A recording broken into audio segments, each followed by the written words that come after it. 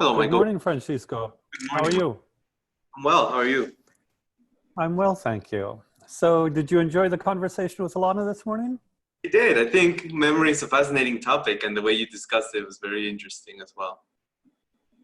Yeah, thank you. No, I really enjoyed it. Sometimes I just have so much fun. And, something that I think people, there's some versions of Socratic where you're never supposed to kind of tell the students things.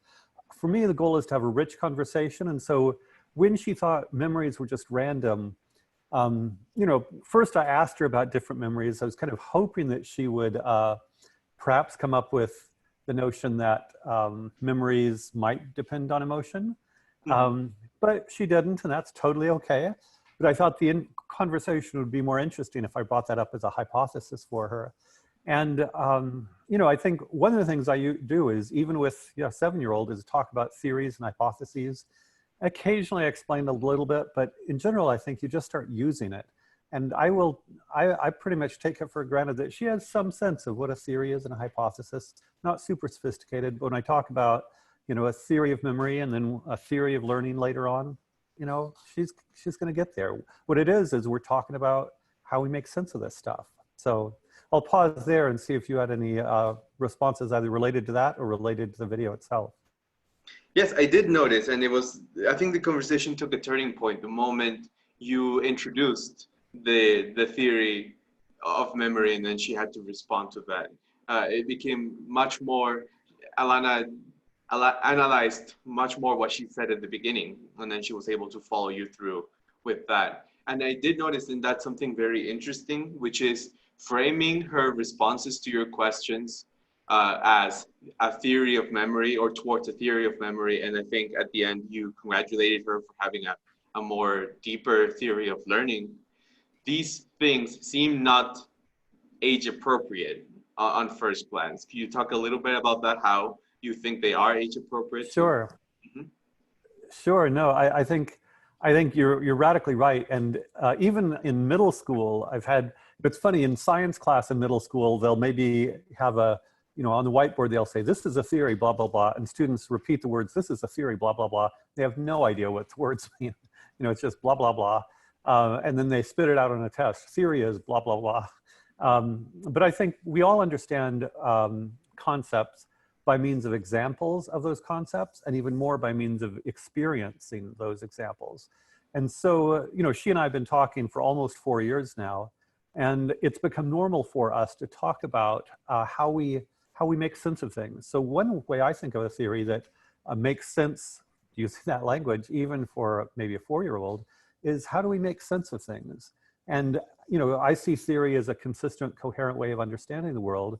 I think intuitively, we try to make sense of the world by being consistent and coherent. That is, if there's a contradiction, what's going on here? And so I kind of go from that super spontaneous, natural, making sense impulse to the language of theory. And, we both know enough kind of epistemology and philosophy to know that from that simple roots of making sense with consistency and coherency in mind, you can get into arbitrarily sophisticated epistemology and philosophy. Yeah, no, I think this is a very, very powerful insight. The fact that examples themselves in many of the interlocutors in the Socratic conversation, they constitute a theory. And the moment the student is aware of that, it's also a moment of power.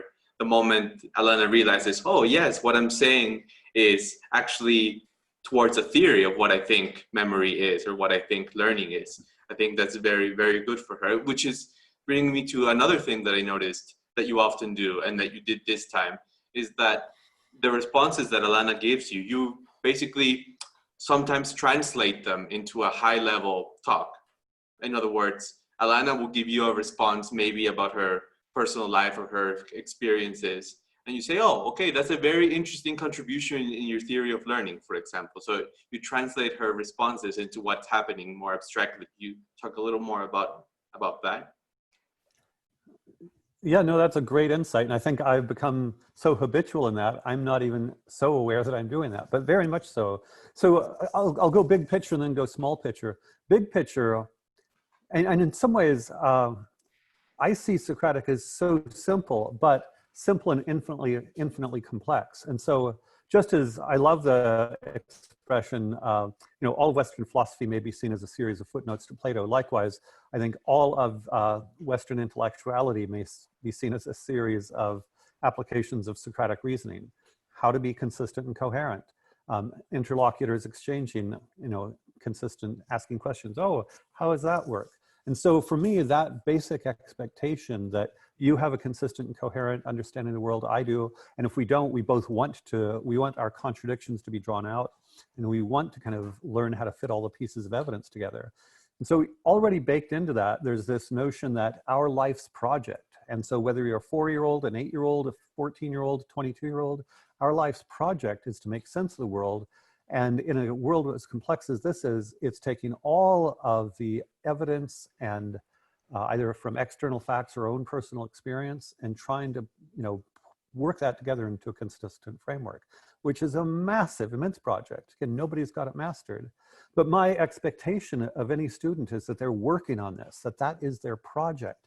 And so when I see a student, whether she's 4 or 8 or 14 or whatever, I'm like, where are you in this process of making sense of things? And how does this piece of evidence fit into your theory of memory, your theory of learning, your theory of truth, your theory of goodness? So for me, every individual is on the path, as it were, the philosophic path of making sense through the universe. And so everything they say, I may notice, as it were, how sweet and charming it is, or, there are kind of cognitive, intellectual, but I'm very focused at bottom, despite any kind of playful interaction or appreciation of the human being and so forth.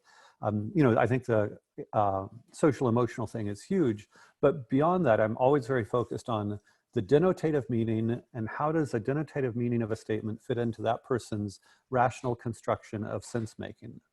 I'll pause, and did that answer your question to some extent?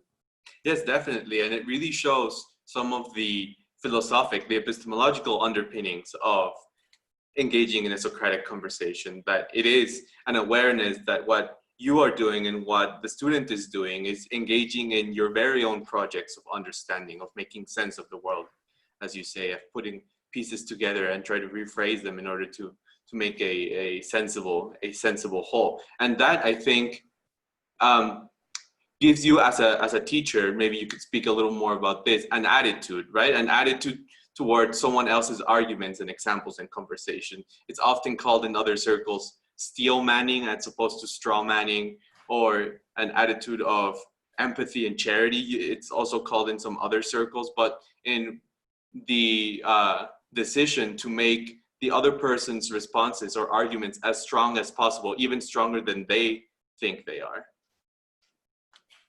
No, absolutely, and thank you for connecting it to the steelman, strawman, and to the kind of principles of sympathy and an argument and empathy. Totally right, totally right. And those have become kind of more popular terms. I'm sort of embedded in this older one where, for me, it's I want to understand your world, whether you as Francisco or you as Alana or you as Ethan. And part of wanting to understand your world is I assume that your world makes sense to you. And so the first assumption is not that you're a stupid, a-hole. It's like, okay, this must make sense to you. If I don't understand how it makes sense, it's up to me to figure out how it makes sense. That may require asking you arguments. If I really don't see how you can believe A and B, going the other direction, it can seem rude. How can you believe A and B?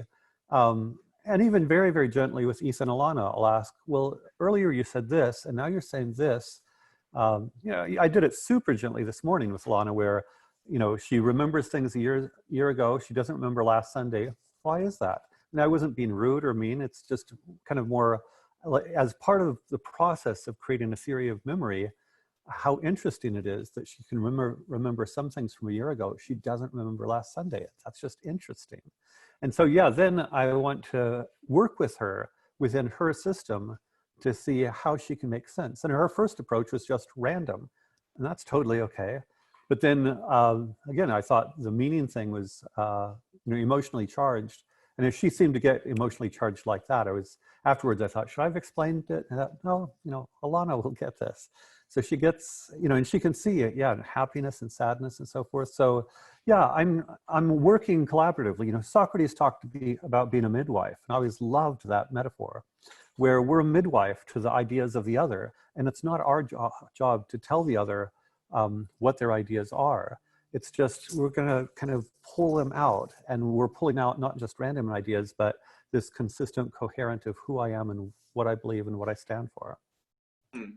Yeah, and I think that's very, very well put. And I think it speaks to a common misconception about Socratic dialogue. Many people hear the term Socratic, and from a surface acquaintance with Socrates, they picture a pedantic jerk, right, who is intent on putting people down and making their arguments seem weaker. But in fact, the decision to have a Socratic conversation is the opposite. Like you said, the idea of midwife, to make sure that you are a collaborator in their process of learning and someone else's process of learning.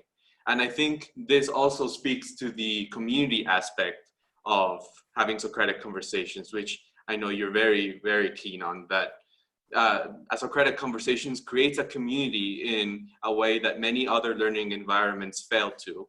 And by the very fact of what it is that you're engaging with, your experiences, your history, your emotions, you're putting it all out there when you're having a real conversation.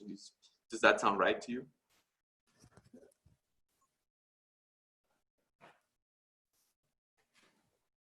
Can you hear me well, Michael? I missed a little bit there. I heard you say you're putting all out there, and then the connection got fuzzy. So what did you say after you? After that, I just asked if that sounds right to you. Okay, great. Yeah, absolutely. So couple of things, and I think one of the reasons I love talking to you about this is you appreciate the nuance. People, you know, teachers like, what's the method? How do you do this? You know, the standard in pedagogy is, give me steps 1, 2, and 3. What are the clear learning objectives here? You know, and what we're talking about is an endless process of refinement and sophistication. So on the one hand, there's a very strong individualistic component where we're developing a strong sense of self. Sometimes I describe this as the conscious development of personal identity. I want Ethan and Alana to know who they are and what they stand for. On the other hand, there's very much this communal thing where I've described this as an opportunity for intellectual intimacy. You know, most people think intellectual is this sterile classroom thing with boring professors, and intimacy is this wonderful romantic thing, or, you know, their family intimacy and so forth. But very few people, I think, have an experience of intellectual intimacy. Whereas I think that by means of being in these conversations where we're talking honestly and authentically about what we believe and what we care about, we develop very intimate relationships, and yet it's based on intellectuality. And that's part of why this Socratic process is an incredibly powerful way to have people come to identify their ideas as an important part of who they are, their intellectuality is an important part of who they are. You know, in a way, we're creating a social environment. This goes back to the social. We're creating a community in which it's normal to love and respect and care about each other's ideas. And just going, you know, one of my hobby horses is teen culture and how atrocious teen culture is in the US. It's not mostly focused on learning. And there's a huge amount of bullying, you know, social, you know, status quo sorts of things, and sometimes just, you know, hedonism, you know, that what did you know, buy today, or what game did you play? And, you know, some of that's okay. I'm not a Puritan completely, but I really love to enlarge the social space of intellectuality and develop this realm where it's normal for us to relate to people as bearers of the truth, the good, and the beautiful. I want all of us to love and respect the truth, the good, and the beautiful being pursued by each of us. And so that's a way to kind of create a stronger, more moral culture that, on the one hand, is, I would say, far more morally focused than is our present culture, and yet everybody has their individuality as distinct from, say, you know, cancel culture, where if you don't believe what I believe, we're going to get rid of you.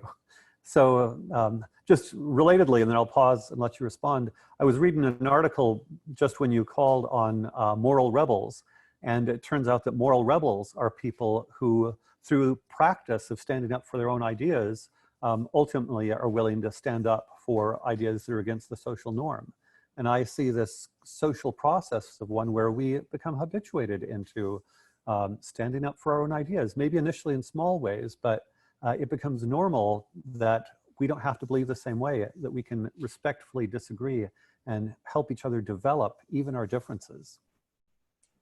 No, I think, yeah, that's great. It's great. I'm glad you brought up the emotional intelligence and the moral aspect of what you do as a Socratic educator, especially in contrast to the conventional model. I know you and I share a lot of the same views that that many aspects of the conventional model create solipsism and pathology. You are asked to sit in a row of chairs and with a group of people that you're not allowed to engage with. So the whole the resource that a human being is being squandered there, is being wasted because of that very fact that you are just engaging with one person and receiving instead of participating. But whereas a Socratic conversation makes you confront everyone else in their full humanity, because everyone's bearing their thoughts, their ideas, their way of making sense of the world out there. And in a sense, it gives you a lot of responsibility. It's an exercise in responsibility, because you are responsible to state your own opinions, to have an opinion, and also you are responsible in a sense for the well-being of someone else. Big time, big time. No, absolutely. I'm inclined, because we've been going on for a while, to wrap this one up for today, and our connection seems strange. I keep losing you. So no, again, you and I can go endlessly deep on this, and we will.